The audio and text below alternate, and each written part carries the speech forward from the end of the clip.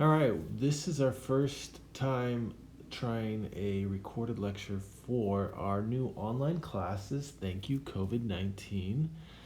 Um, I hope you'll find it not too much different than what we do in class, although there won't be opportunities for question and answer.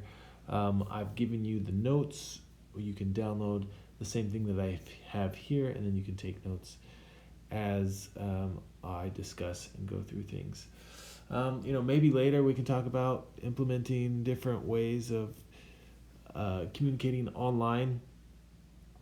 But for now, we'll just keep it simple, and this will be the first opportunity to communicate on my side a little more about the video lecture that we're going through each time, or to review those things, or however you want to use this.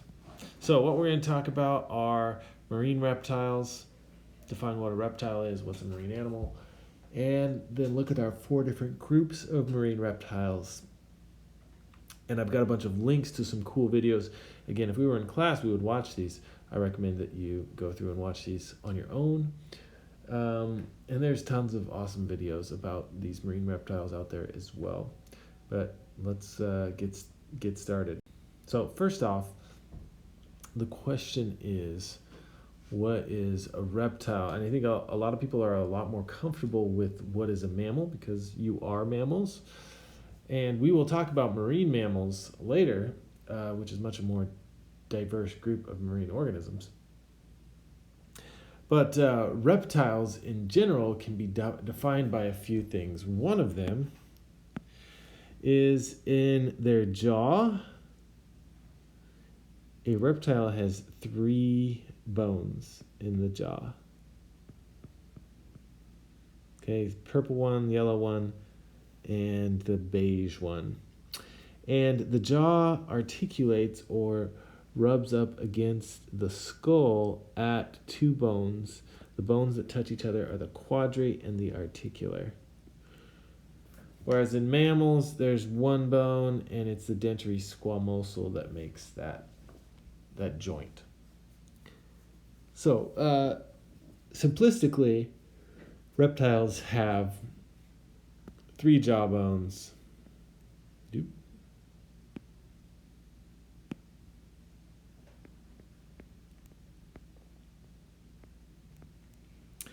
And a dentary squamosal, not dentary squamosal, an articular quadrate hinge joint with the jaw.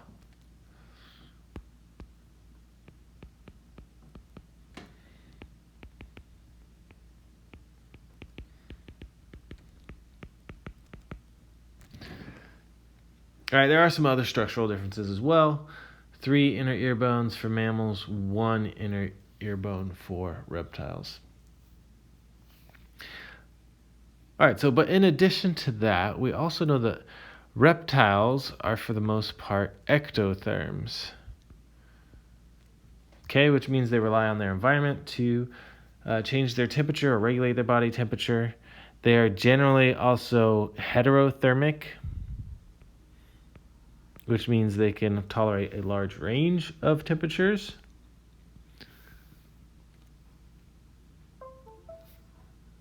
Most of them lay eggs for reproduction. Some of them are ovoviviparous.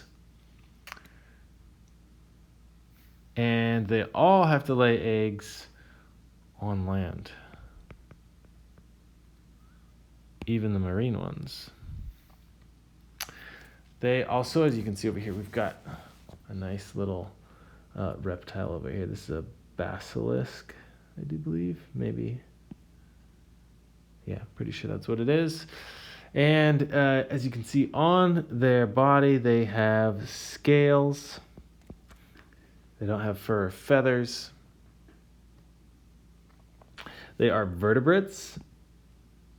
Right, so they do have vertebrae as well. That's not unique. And some other interesting things about them. They are the common ancestor to both, or have a common ancestor with,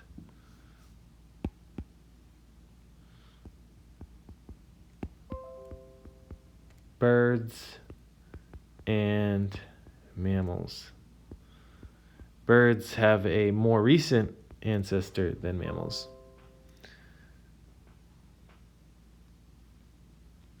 And that's a good list of what a reptile is. So what does it mean to be a marine animal? Now, we've talked about a lot of marine animals, marine invertebrates especially. But marine, of course, is referring to the salt water. And if you remember, most of the ocean is 35 parts per thousand. If you live in an estuary or some brackish water, you can have less salinity. But we are excluding then freshwater species, which has a very low salinity. So pretty much all the animals you see here are marine because they live in the ocean. But not all marine animals live all their time in the ocean, right? We just talked about reptiles. They have to lay their eggs on land. So they spend at least part of their time on the terrestrial, in the terrestrial environment. So by marine, you can have a very liberal view or kind of a more restrictive view of this, but we're going to say it either spends all its life in the water, in the marine water,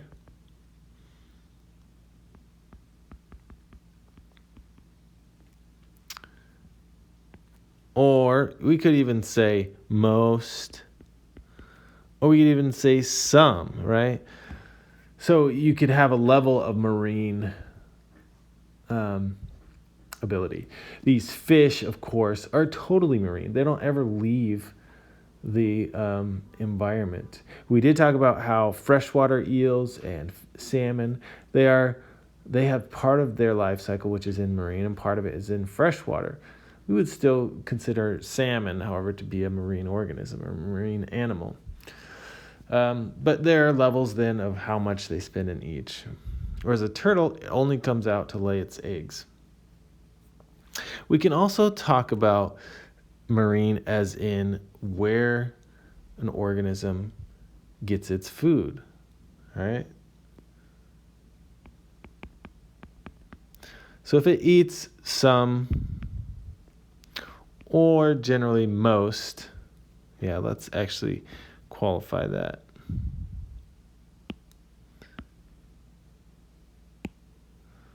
Eats most of its prey or plants or whatever it eats from the salt water, then we could also qualify it as a marine animal. All right, so we don't really have any of those. All of these eat pretty much everything in a marine environment. But what we could put on here is like a polar bear, right? A polar bear swims around in the ocean sometime, but spends most of its time out on land or on ice. And so it's exclusively feeding, or almost exclusively feeding on marine animals, on seals, on fish, on things that wash up on shore from the marine environment as well. So that's what we mean by marine animal. And there are a few groups we're going to talk about. So we're going to start with marine reptiles, but we'll do marine birds or seabirds, and then we'll do marine mammals as well. All right, so there's 4 groups of marine reptiles. These were on the video lecture. Are sea turtles, of which there are 7 or 8 species, depending on how you split. I think the green sea turtles, you might have different regional differences. You have sea snakes, or sea kraits as they're also called, of which there are 55 to 60 species. All right, so these are the more abundant marine reptiles. You also have the marine iguana, which is a lizard, right, which is only one species, and the saltwater crocodile.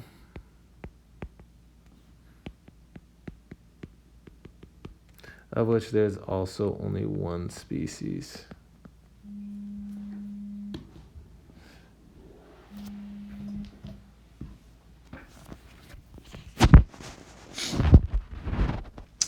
All right, so those are our 4 groups. Our most diverse are the sea snakes. These are very poisonous, but they very rarely bite humans. They're poisonous for their prey, so they can eat fish.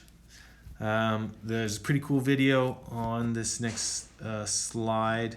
We're not going to be able to watch these videos together, which is a bummer, but it explains some of the cool adaptations of sea snakes. I've also got a video of sea turtles.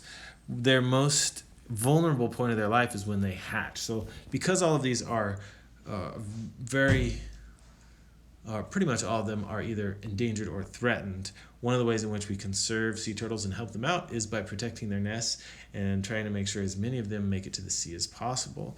And so the vulnerable point after they hatch and then go to the sea is where lots of organisms will try and eat them. Crabs, whatever's on land that can see them will try and eat them. But if they make it to the sea, then they have even then, they're very susceptible to predators, but they're better off if they can at least get in there. The marine iguana, there's only one species, which is on the Galapagos Islands. I was able to take some picture and video of this, and if we were able to be together in class, I would show you some of those. And the saltwater crocodile, which lives in estuaries, and some in the open ocean, and some at the mouth of or at the delta of the rivers, which is a pretty large crocodile, and it will eat people, which is fun. So this says one species, not 15 species, just to be clarified. All right, here I was going to try and show you a video on sea kraits, but all you get is this nonsense. But there's the link to the video, which you cannot select. The one that I was going to show you, though, was this one, the adaptations of sea snakes, which tells you all the different things in the body structure of the sea snake to help it dive and get its food. All right, these other 3 are just videos on each of the different marine reptile organisms that we have. So you might have to type these out if you want to watch them, or you can probably search them on YouTube: sea turtles, saltwater crocodiles, marine iguanas, and then try and find the one that matches. Anyway, there's lots of cool stuff. At least go and watch some videos.